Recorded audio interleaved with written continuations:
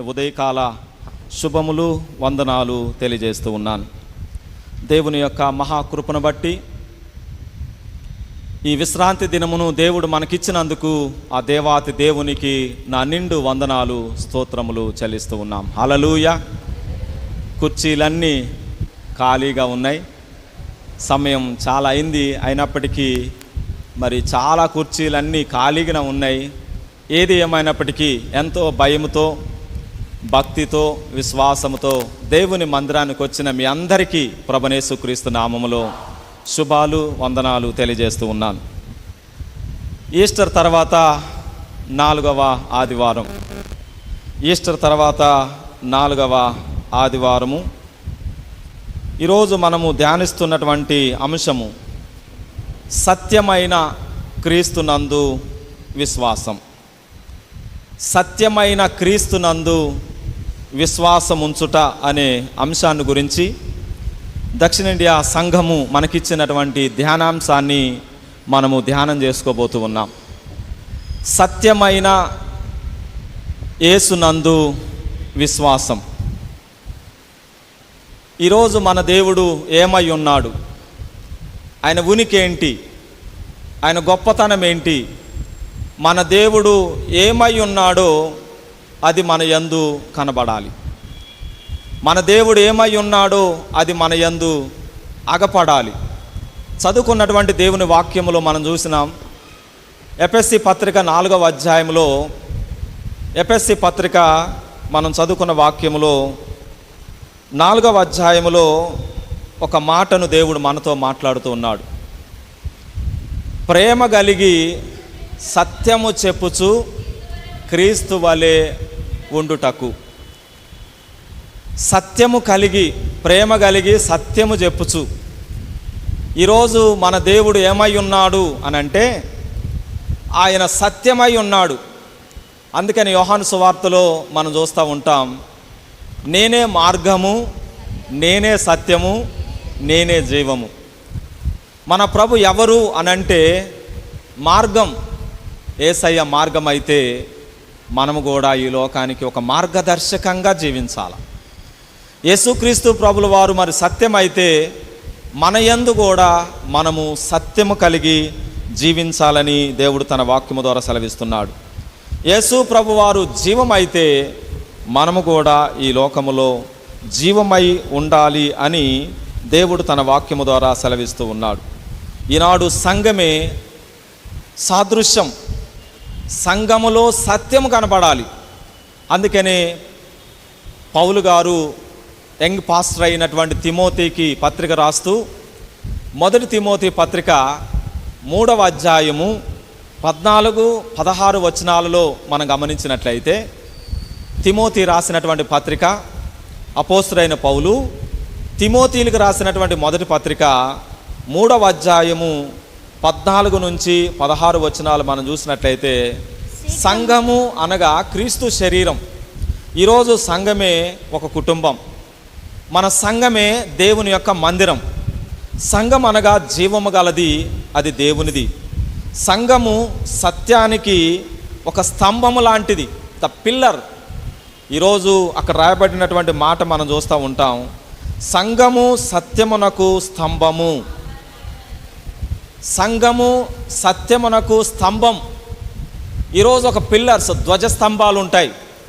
ఒక మందిర నిర్మాణం చేయాలంటే ఎన్నో ధ్వజస్తంభాలు మనం చూస్తూ ఉంటాం.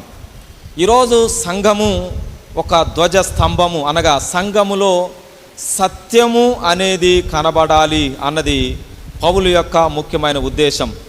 ప్రజలందరూ చూడగలుగునట్లు సంఘము సత్యమును కలిగి ఉండాలి. ప్రజలందరూ చూచునట్లు.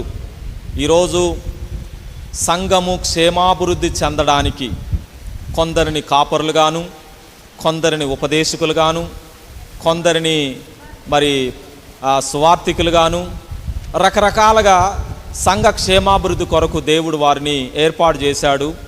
అందుకని వారందరూ కూడా సంఘము వెలుపట వారి చేత సంఘము గమనిస్తూ ఉంటుంది. సంఘం వెలుపట వారు సంఘమును గమనిస్తూ ఉంటారు. మన సంఘము ఎలా ఉండాలి అనంటే, ప్రేమ కలిగి సత్యము చెప్పుచు క్రీస్తు వలె ఉండుటకు అని అంటాడు. క్రీస్తు వలె ఉండాలి. క్రీస్తు ఈ లోకములో సత్యమై ఉన్నాడు.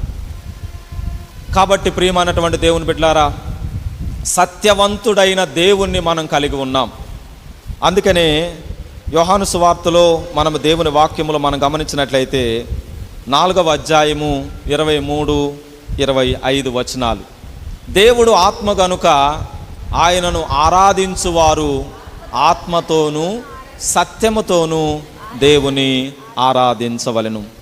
నిన్ను పోలి ఎవరు లేరు ఈ లోకములో, నీలాంటి దైవము లేదు. నా యేసయ్యా నీతో సమానమెవ్వరు. నిన్ను పోలి ఎవరు లేరు ఈ లోకములో, నీలాంటి దైవము లేదు. నా యేసయ్యా నీతో సమానమెవ్వరు. తల్లివి నీవే, నా తండ్రివి నీవే, తోడు నీవే, నా నీడా నీవే.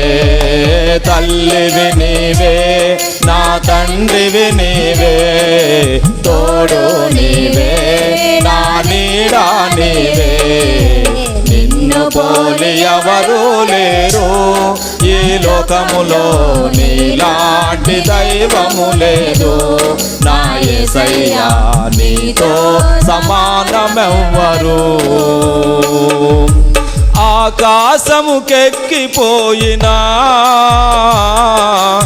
అక్కడను నీవున్నావు. ఆకాశముకెక్కిపోయినా అక్కడను నీవున్నావు. నేను పాతాళములో పండుకొనినా అక్కడకు నీ వచ్చావు. నేను పాతాళములో పండుకొనినా అక్కడకు నీ వచ్చావు. తల్లివి నీవే, నా తండ్రివి నీవే, తోడు నీవే, నా నీడా నీవే. తల్లివి నీవే, నా తండ్రివి నీవే, తోడు నీవే, నా నీడా నీవే. నిన్ను పోలి ఎవరు లేరు ఈ లోకములో, నీలాంటి దైవము లేదు. నా యేసయ్యా నీతో సమానమెవ్వరు. నా జీవితాశ లేదని,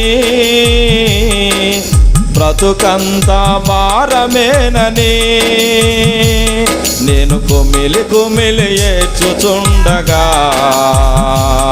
నన్ను ఎత్తుకొని ఓదార్చితివే. తండ్రివి నీవే, నా తల్లివి నీవే, తోడు నీవే, నా నీడా నీవే. తల్లివి నీవే, నా తండ్రివి నీవే, తోడు నీవే, నా నీడా నీవే. నిన్ను పోలి ఎవరు లేరు ఈ లోకములో, నీలాంటి దైవము లేదు. నా యేసయ్యా నీతో సమానమెవ్వరు. హల్లెలూయా, హల్లెలూయా. దేవుడు ఆత్మ గనుక ఆయనను ఆరాధించువారు ఆత్మతోనూ సత్యముతో. శ్రీనివాస్ పాల్ అయ్యగారు చెప్పారు సంఘం అంతటికి, ఈరోజు యేసయ్యకి పాలాభిషేకం చేయాలి, ఇందిరానగర్ సంఘంలో ఉన్న వారందరూ పాలు తీసుకొని రండి అని చెప్పాడు అయ్యగారు. సత్యముతో దేవుని ఆరాధించాలి. ఒక ఆమె అనుకున్నది, అందరూ పాలు తెస్తారు కదా, నేను ఒక్కదాన్నే నీళ్ళు తీసుకుపోతే ఎవరు చూస్తారు? అందరూ పాలు తీసుకొస్తారు, నేను ఒక్కదాన్నే నీళ్ళు తీసుకుపోయి పాలల్లో కలిపేస్తే ఆ నీళ్ళు కనపడవు కదా అనుకొని ఆమె ఏమనుకున్నదంటే నీళ్ళు తీసుకొచ్చింది. పాస్టర్ గారు శ్రీనివాస్ పాల్ అయ్యగారు అవన్నీ తీసుకొని యేసుక్రీస్తు ప్రభుల వారికి పాలాభిషేకం చేద్దామని అవన్నీ పోస్తుంటే బిందులో నుంచి అన్ని నీళ్ళే. అంటే పాలాభిషేకం నీలాభిషేకం అయిపోయింది. అంటే ఒక్కరు ఏదనుకున్నారో అందరూ కూడా అదే అనుకున్నారు. ఈరోజు క్రైస్తవులు సత్యము కలిగి జీవించాలి అన్నది దేవుని యొక్క ముఖ్యమైన ఉద్దేశం.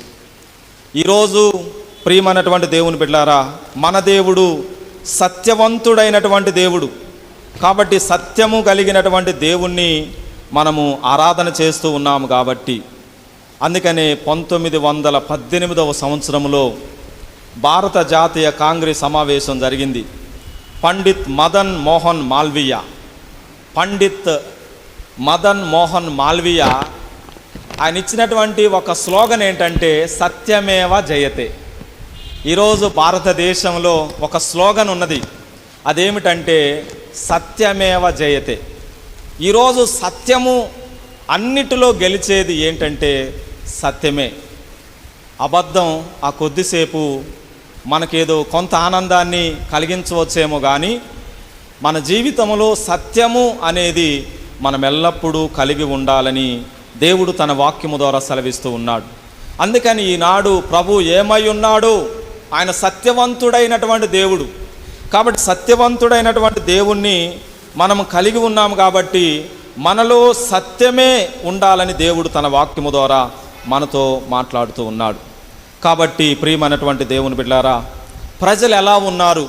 నిజమైనటువంటి సత్యదేవుణ్ణి మర్చిపోయి వ్యర్థమైనటువంటి దేవతలను ఆరాధన చేయడం ప్రారంభించారు. యోనా గ్రంథములో 2వ అధ్యాయము 8వ వచనములో మనం చూసినట్లయితే, యోనా గ్రంథము 2వ అధ్యాయము 8వ వచనము, అసత్యమైన వ్యర్థ దేవతల యందు లక్ష్యముంచువారు తమ కృపాదారమును విసర్జింతురు. అసత్యమైన వ్యర్థ దేవతలు. ఈరోజు సత్యవంతుడైనటువంటి దేవుణ్ణి కలిగి ఉండవలసినటువంటి ప్రజలు అసత్యమైనటువంటి దానిని అవలంబించి సత్యమును అసత్యముగా మారుస్తున్నారు. అందుకని క్రీస్తు పూర్వం 8వ శతాబ్ద కాలంలో ప్రవక్తలైనటువంటి ఆమోసు, మేక, అలాగే మరి యోనా, ఈ ప్రవక్తలందరూ కూడా నీతి, న్యాయము, సత్యము, సమాధానము, ఈ మాటలు పర్యాయ పదాలు. అంటే ఈ రెండు కూడా ఎప్పుడు కూడా ఉంటాయి. సత్యము, అసత్యం, నీతి, న్యాయం, శాంతి, సమాధానం. ఈ పదాలు ఒకదానికొకటి మరి అవినావభావ సంబంధాలు కలిగి ఉంటాయి.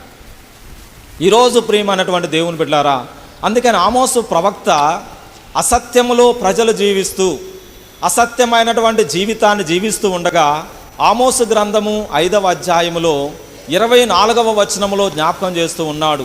అయ్యా, నీళ్లు పారునట్లుగా న్యాయమును జరగనియ్యండి. నీళ్లు పారునట్లుగా న్యాయము జరగనియ్యండి. న్యాయం అనగా సత్యం, న్యాయం, ధర్మం, ఇవన్నీ కూడా మరి దేవుని యొక్క మహాకృప. అందుకనే ఈ అన్ని మాటలను గురించి ఏమంటారంటే హిబ్రూ వర్డ్ ఎమత్ అంటారు అన్నమాట. ఎమత్ అనే మాట హిబ్రూ పదం. ఎమత్ అనే మాట హిబ్రూ పదాలు 22 అక్షరాలు ఉంటాయి. ఇంగ్లీష్ పదాలు 26 అక్షరాలు ఉంటే హిబ్రూ అక్షరాలలో 22. 119వ కీర్తనలో మనం చూస్తూ ఉంటాం. అలఫ్, బేత్, గిమెల్, దాలెత్, హే, వావ్, ఈ మాటలన్నీ ఉంటూ చివరిలో షిన్ థౌ అనే మాట ఉంటుంది. లాస్ట్లో థౌ అంటే ఎమత్ అనే మాటకు అర్థం ఏంటంటే మొట్టమొదటి ఆల్ఫా. ప్రియమైనటువంటి దేవుని బిడ్డలారా, ఎమెత్ అనేటువంటి మాటలో దేవుడు ఆది అంతమై ఉన్నాడు. ఈ ఎమెత్ అనేటువంటి మాటలో దేవుడు చాలా ప్రాముఖ్యమైన మాట. బరాషిత్ బారా ఎలోహీం అనే మాట. ఈ ఎమెత్ అనే మాటలో ఏ అనే మాటల Elohim, the word, the bar, దేవుని వాక్యము సత్యం. దేవుని వాక్యమే సత్యం. ఆయన వాక్యమే ఈ లోకములో సత్యంగా ఉన్నది అనేటువంటి మాట దేవుడు తన వాక్యము ద్వారా మనతో మాట్లాడుతున్నాడు. అందుకే 119వ కీర్తనలో మన ఉత్తర ప్రత్యుత్తరాలు చదివినప్పుడు అది స్థిరముగా ఉండును. దేవుని వాక్యం స్థిరత్వములో ఉంటుంది, దానికి అంతము లేదు. ఆకాశములు భూమి గతించినా కూడా దేవుని మాట గతించదు, అది స్థిరముగా ఉంటుంది. అందుకనే దేవుని వాక్యమే సత్యం, నేనే ఆ సత్యం అని దేవుడు తన వాక్యము ద్వారా మనతో మాట్లాడుతూ ఉన్నాడు. అందుకనే పూర్వకాలంలో మన పితరులైనటువంటి వారు అబ్రహాము కావచ్చు, ఇస్సాకు కావచ్చు, యాకోబు కావచ్చు, తన తర్వాత తమ పిల్లలు నీతిని, న్యాయమును, సత్యమును కలిగి ఉండాలి. ఆదికాండము 18వ అధ్యాయములో 19వ వచనములో మనం చూసినట్లయితే తన తర్వాత తరము వారు, తన పిల్లలు, తన ఇంటి వారును నీతి, న్యాయములు, సత్యములను జరిగించుచూ ఉండాలి. ఎందుకంటే నీతిని, న్యాయమును, సత్యము ఇవన్నీ ఒకదానితో ఒకటి ఉన్నవి. ఈరోజు ప్రతి కుటుంబములో మనము సత్యము కలిగి ఉండాలి అని దేవుడు తన వాక్యము ద్వారా సెలవిస్తూ ఉన్నాడు. అందుకనే మరి చదువుకున్న నిర్గమ కాండములో మనము దేవుని వాక్యములో మనం చూసినప్పుడు, ప్రియమైనటువంటి దేవుని బిడ్డలారా, ఐగుప్తు చెరలో ఉన్నటువంటి ప్రజలందరినీ కూడా ఆయన విడిపించి మోషే బయటికి తీసుకొచ్చిన తర్వాత ఆ పర్వతం మీద వారు ఒక దూడను విగ్రహముగా చేసుకొని అసత్యమైనటువంటి దానిగా ఆరాధన చేయడం అనేది మనం చూస్తూ ఉన్నాం. ఈరోజు ప్రియమైన వారలారా, సత్యమైనటువంటి దేవుణ్ణి మనం ఆరాధన చేయాలి. ద ట్రూత్, సత్యము యొక్క అన్వేషణ, సచ్చిత్తానంద. ఈ సత్ అనేటువంటి మాట చాలా ప్రాముఖ్యమైనది. అందుకనే సదాలోచన, సద్దృష్టి, సద్వాక్కు, సత్పలుకులు ఇవన్నీ కూడా మనలో ఉండాలి. అందుకనే వెలుగు ఫలములు స్పష్టముగా ఉన్నవి. ఎఫెసీ పత్రికలో 9వ అధ్యాయములో మనము దేవుని వాక్యములు మనం చూస్తూ ఉన్నాం. వెలుగు ఫలములు ఏమనగా మంచితనము, నీతి, సత్యము వాటిలో కనబడుచున్నవి. వెలుగు ఫలములు ఏమనగా యేసు ప్రభువారు అన్నారు, I'm light of the world. నేను ఈ సృష్టికి వెలుగై ఉన్నాను. అందుకనే ఉపనిషత్ బోధలలో మనం చూస్తూ ఉంటాం, అసతోమ సద్గుమయ, తమసోమ జ్యోతిర్గమయ, మృత్యోర్మ అమృతంగమయ్య. అసత్యములో ఉన్న ప్రజలను సత్యమార్గములో నడిపించేవాడు, చీకటిలో ఉన్న వారిని వెలుగులోనికి నడిపించేవాడు, మరణములో ఉన్న వారిని జీవములోనికి నడిపించేవాడు రాబోతున్నాడు. ఆయనే ఎవరు అని అంటే యేసు ప్రభువారే. అందుకని ఆయన చెప్పాడు, I'm light of the world. నేనే ఆ వెలుగును. వెలుగు ఫలములో ఉన్న 3 విషయాలు. వెలుగు ఫలములు ఏమనగా, 1 మంచితనము, 2 నీతి, 3 సత్యము అందులో కనబడుతున్నవి. అనగా యేసుక్రీస్తు ప్రభుల వారిలో కనబడినటువంటి 3 గుణాలు, మంచితనం ఉన్నది, నీతి ఉన్నది, సత్యము అనేది ఆయనలో మాత్రమే కనబడుతూ ఉన్నది. యేసుక్రీస్తు ప్రభుల వారు నలగగొట్టబడిన రక్తసిక్తమైన శరీరముతో పిలాతు దగ్గర నిలబడి ఉంటే పిలాతు అడుగుతున్నారు, సత్యమనగా ఎవరు? నేనే ఆ సత్యమును అని యేసు ప్రభువు జ్ఞాపకం చేస్తూ ఉన్నాడు. పిలాతు అడుగుతున్నాడు, సత్యం అంటే ఏంటి?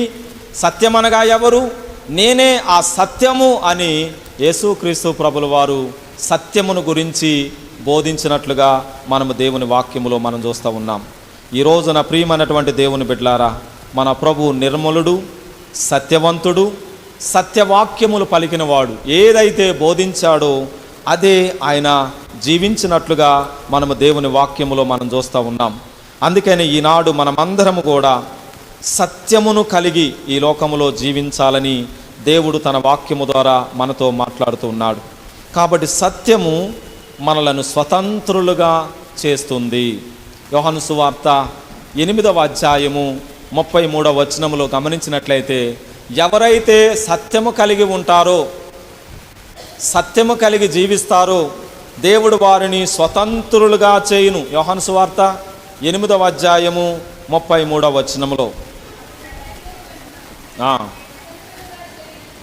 స్వతంత్రులుగా చేయును. ప్రియమైనటువంటి దేవుని బిడ్డలారా, ఒక ఆయన యేసు ప్రభు దగ్గరకు వచ్చి, అయ్యా నీవు బోధకుడా, మంచిగా మాట్లాడుతున్నాడు. మత్తయి సువార్త 22వ అధ్యాయము 16వ వచనంలో సంబోధన, బోధకుడా, ప్రీచర్, రబ్బూని అని మాట్లాడుతూ ఉన్నాడు.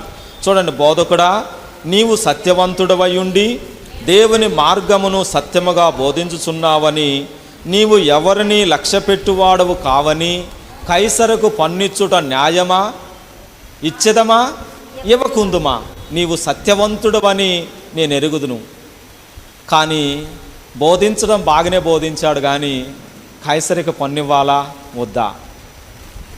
ఆయన మాటలో ఏదైనా చిక్కుపరచాలని యేసుక్రీస్తు ప్రభుల వారు సత్యవంతుడే. మార్కు సువార్త 12వ అధ్యాయము 14వ వచనంలో, మార్కు సువార్త 12వ అధ్యాయం 32వ వచనంలో శాస్త్రి కూడా అలాగే అడుగుతాడు, నీవు చెప్పిన మాట సత్యమే, నీవు చెప్పిన మాట సత్యమే. కాబట్టి ప్రియమైనటువంటి వారలారా, యేసుక్రీస్తు ప్రభుల వారు సత్యవంతుడైనటువంటి దేవుడు, సత్యవంతుడైనటువంటి దేవుడు. కాబట్టి సత్యము కలిగిన వారిని కొంతమందిని ఏర్పాటు చేయమని ఇత్రో మోషేకి సెలవిస్తూ ఉంటాడు. నిర్గమాకాండములో 18వ అధ్యాయంలో 21వ వచనములో మనం చూసినట్లయితే, ఒకటి ప్రజలలో సామర్థ్యం కలిగిన వారు కావాలి, రెండోది సత్యాసక్తి కలిగిన వారు 1000 మందికొకరు, 100 మందికొకరు, 50 మందికొకరు, 10 మందికొకరు ప్రజల పక్షాన న్యాయాధిపతులుగా ఉండాలంటే ఎలాంటి వారిని తీసుకోమంటున్నాడంటే, ఆయన మరి తన మామ మోషేకి చెప్తా ఉన్నాడు. మోషేతో 18వ అధ్యాయము నిర్గమాకాండము 21వ అధ్యాయంలో, ప్రజలలో సామర్థ్యము కలిగిన వారిని,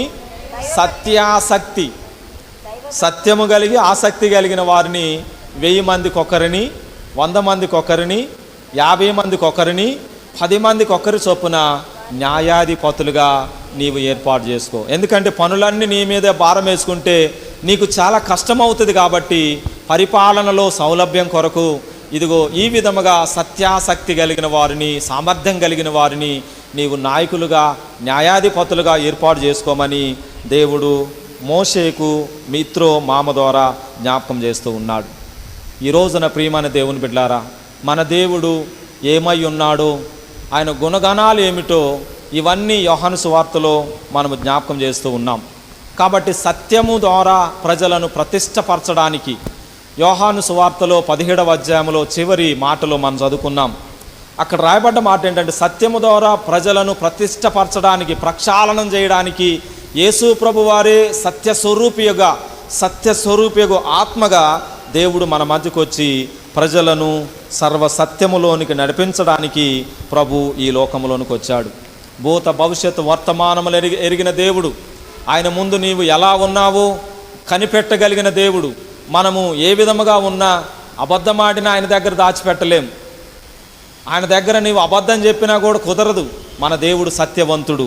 ఒక ఆమె దగ్గరకు వచ్చాడు. యోహాను సువార్త 4వ అధ్యాయము 18వ వచనంలో, యోహాను సువార్త 4వ అధ్యాయం 18వ వచనంలో గమనించినట్లయితే, ఒక స్త్రీ యేసు ప్రభు వారితో సంభాషణ చేస్తూ ఉంది. ద డైలాగ్, ఒకరితో ఒకరు సంభాషణ జరుగుతూ ఉండగా యేసు ప్రభు వారి దగ్గరకు వచ్చి ఆమెను అన్నాడు, అమ్మ మాకు పెనిమిటి లేడు అని చెప్పినప్పుడు యేసు ప్రభు వారు ఆమెతో అన్నారు, 5 పెనిమిట్లు నీకున్నారు, ఇప్పుడున్నవాడు నీ పెనిమిటి కాదు అన్నప్పుడు ఆమె ఏమన్నది, సత్యమే చెప్పితివి.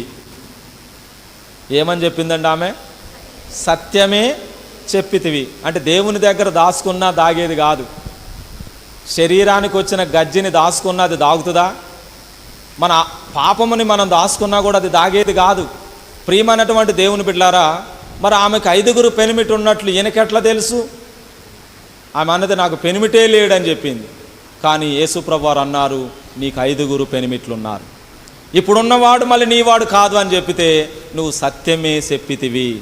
మన దేవుడు ఏదైనా సత్యబోధ, సత్య సువార్తను ఆయన అందించినట్లుగా మనము దేవుని వాక్యములో మనము చూస్తూ ఉన్నాం. కాబట్టి సత్యమును గురించి ఆయన సాక్ష్యం ఇవ్వడానికి వచ్చాడు. యోహానియా ఉపనిషత్తులో వెలుగును గురించి ఆర్ఆర్కే మూర్తి గారు అసత్యం ఏముందో బైబిల్లో వెతకాలి, బైబిల్ని తప్పుపట్టాలి. యోహాను సువార్తను చదువుతూ ఈ యోహాను సువార్తలో అసలు ఎన్ని తప్పులు ఉన్నాయో చూడాలని ఆర్ఆర్కే మూర్తి గారు యోహాను సువార్త అంతా చదవడం మొదలుపెట్టాడు. యోహాను సువార్త మొదటి అధ్యాయం నుంచి యోహాను సువార్త 21వ అధ్యాయం వరకు చదువుతూ ఉంటే ఆయన బైబిల్లో ఉన్న యోహాను సువార్తలో ఉన్నటువంటి వచనాలు చదువుతుంటే ఈయనలో ఉన్న తప్పులన్నీ బయట పెడుతుంది. అది బైబిల్ ఏం చేస్తుందంటే మనం చదువుతుంటే మన తప్పులన్నీ బయట చూపించేది బైబిలే. నువ్వు అబద్ధం ఆడినవా, నువ్వు ఎలా ఉన్నావో, నీలో ఉన్న విషయాలన్నీ బయట పెట్టేది ఏంటో తెలుసా? పరిశుద్ధ గ్రంథమే. ఆర్ఆర్కే మూర్తి గారు అనుకున్నారు, ఆయన ఒక బ్రాహ్మణ కులానికి చెందినటువంటి వ్యక్తి. ఆయన యోహాను సువార్తకి ఒక పేరు పెట్టాడు, యోహానియా ఉపనిషత్ అన్నాడు. ఉపనిషత్తు బోధలలో వెలుగు ఏ విధంగా అయితే ఉన్నదో, యోహాను సువార్తలో కూడా ఒక మంచి వెలుగు ఉన్నది. ఆ వెలుగే యేసు ప్రభువారు. ఆ వాక్యమే శరీరధారిగా కృపా సత్య సంపూర్ణుడుగా మన మధ్యకి నివాసం చేయడానికి వచ్చింది. ఆ సత్యమును గురించి ఆయన సాక్ష్యం ఇవ్వడానికి వచ్చాడు. యోహాను సువార్త 5వ అధ్యాయము 34వ వచనమును.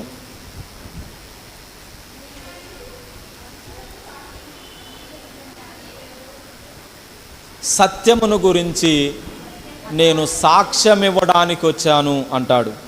యోహాను సువార్త 7వ అధ్యాయం 18వ వచనంలో సత్యవంతుడు దుర్నీతి లేనివాడు యేసుక్రీస్తు ప్రభుల వారే. యోహాను సువార్త 7వ అధ్యాయంలో 28వ వచనంలో నన్ను పంపిన వాని యందు సత్యవంతుడు. యోహాను సువార్తలో 8వ అధ్యాయం 13వ వచనంలో నా సాక్ష్యము సత్యం. యోహాను సువార్త 8వ అధ్యాయం 31వ వచనంలో నా శిష్యులు సత్యమును గ్రహించెదరు. 8వ అధ్యాయం 32వ వచనంలో సత్యము స్వతంత్రులుగా చేయును. 8వ అధ్యాయం 44, 46వ వచనంలో సత్యము చెప్పగా నమ్ముము. ప్రియమైనటువంటి దేవుని బిడ్డలారా, యోహాను సువార్త 14వ అధ్యాయం 6వ వచనంలో చూస్తే నేనే I am the way, I am the truth, I am the life. నేనే, ఐ యామ్ సేయింగ్, నేనే ఈ లోకములో నేనే వెలుగును, నేనే సత్యమును, నేనే జీవమును. కాబట్టి సత్య స్వరూపి అయిన ఆత్మ వచ్చినప్పుడు మనలను సర్వసత్యములోనికి మనలను నడిపిస్తుంది. యోహాను సువార్త 15వ అధ్యాయము 26వ వచనము సత్యమందు నేను ప్రతిష్ఠించబడితిని. యోహాను సువార్త 17వ అధ్యాయము 19వ వచనంలో, యోహాను సువార్త 18వ అధ్యాయం 37, 38 వచనాల్లో కూడా సత్యమును గూర్చి సాక్ష్యం ఇవ్వడానికి నేను పుట్టి తిని. ఈరోజు ప్రియమైనటువంటి దేవుని బిడ్డలారా, యేసు ప్రభువారు ఏది బోధించాడో దానిని ఆయన ప్రకటించాడు. ఏది బోధించాడో అదే జీవించాడు. కాబట్టి యేసుక్రీస్తు ప్రభుల వారు ఈ లోకములో సత్యవంతుడుగా ప్రభు జీవించాడు. అందుకనే పౌలు గారు జ్ఞాపకం చేస్తూ ఎఫెసీ పత్రిక 1వ అధ్యాయము 13వ వచనంలో మీరును సత్యవాక్యమును అనగా మీ రక్షణ సువార్తను విని క్రీస్తునందు విశ్వాసముంచి వాగ్దానము చేయబడిన ఆత్మ చేత ముద్ర వేయబడిరి. మోర్ మార్కెట్లోకి వెళ్ళి ఏదైనా ఒక వస్తువును కొనుక్కుంటే వారు ఒక ముద్ర స్టాంప్ వేస్తారు. ఈరోజు మనము కూడా సత్యవాక్యము ద్వారా రక్షణలోనికి వచ్చి క్రీస్తునందు విశ్వాసముంచి వాగ్దానము చేయబడిన ఆత్మ చేత ముద్ర, ద స్టాంప్, యేసు ప్రభువారు సత్యవంతుడుగా సత్యమైనటువంటి పిల్లలుగా ఉండడానికి దేవుడు మనకొక ముద్రను వేశారు. ఎఫెసీ పత్రికలో 4వ అధ్యాయము 20, 21 వచనంలో కూడా పౌలు గారు మాట్లాడుతూ అయితే మీరు యేసును గూర్చి విని ఆయన యందలి సత్యము ఉన్నట్టుగానే ఆయన యందు ఉపదేశించబడిన వారై. ప్రియమైనటువంటి వారలారా, మీరు యేసును గూర్చిని విని ఆయన యందలి సత్యము ఉన్నది, ఆయన యందు సత్యం ఉన్నది. ఏదో మనం అమాయకంగా యేసుని ఆరాధించడం లేదు, అమాయకంగా క్రీస్తుని మనము పూజించడం లేదు, అమాయకంగా యేసుని మనం వెంబడించడం లేదు. ఎందుకనగా ఆయన ఎవరు అనంటే సత్యవంతుడైనటువంటి దేవుడు, సమాధానమిచ్చే అధిపతి అని మనము ఆయనను గూర్చి జ్ఞాపకం చేస్తూ ఉన్నాం. కాబట్టి ఆయన స్వరక్తమిచ్చి సంపాదించిన సంఘములో బిడ్డలుగా ఉన్న మనం సత్యమునే సదాలోచన, సద్వాక్కులు, సద్భావం కలిగిన బిడ్డలుగా ఉండాలని ఎఫెసీ పత్రిక 4వ అధ్యాయము 25వ వచనములో మనం చూసినట్లయితే మనం ఎలా ఉండాలి సంఘములో, సమాజంలో పౌలు గారు మాట్లాడుతూ మనం ఒకరికొకరం అవయములై ఉన్నాము. అబద్ధమాడుట మాని ప్రతివాడు తన పొరుగువానితో సత్యమే మాటలాడవలెను.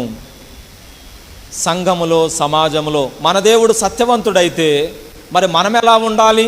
దేవుడు మాట్లాడుతూ ఉన్నాడు, మనము దినముకి ఎన్నో మాటలు మాట్లాడతాము.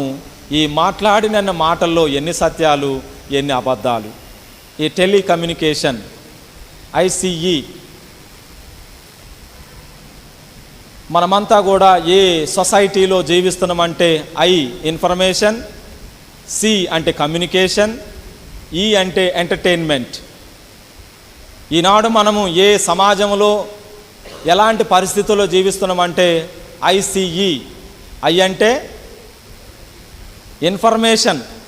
ఇన్ఫర్మేషన్ అనేది ఎంత క్షణాల్లో వస్తుందంటే, ఒకప్పుడు ఇన్ఫర్మేషన్ అందాలంటే చాలా కష్టం. ఈరోజు క్షణంలోనే ఇన్ఫర్మేషన్ వస్తుంది. C అంటే కమ్యూనికేషన్, E అంటే ఎంటర్టైన్మెంట్, ICE.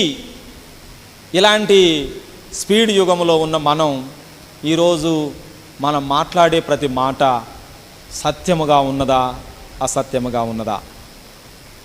ఈ మొబైల్ వచ్చిన తర్వాత అన్ని అబద్ధాలే. ఎక్కడున్నా అంటే ఇక్కడే ఉన్నా అని చెబుతారు, ఎక్కడున్నామంటే ఇక్కడే ఉన్నామని చెబుతారు. ఉన్నది ఉన్నట్టుగా చెప్పే విషయాలు చాలా తక్కువైపోయినాయి. ఎందుకంటే చిన్నప్పుడే మన తల్లి గోరుముద్దలు పెడుతూ చందమామ రావే, జాబిలి రావే, కొండెక్కి రావే, కోటెక్కి రావే అని ఈ గోరుముద్దలు పెడితే ఆ చందమామ రాదు, ఆ జాబిలి రాదు. ఈ గోరుముద్దలు పెట్టి అబద్ధంతో అన్నం తినిపించింది. అప్పటి నుంచి మన జీవితంలో ముందు అబద్ధం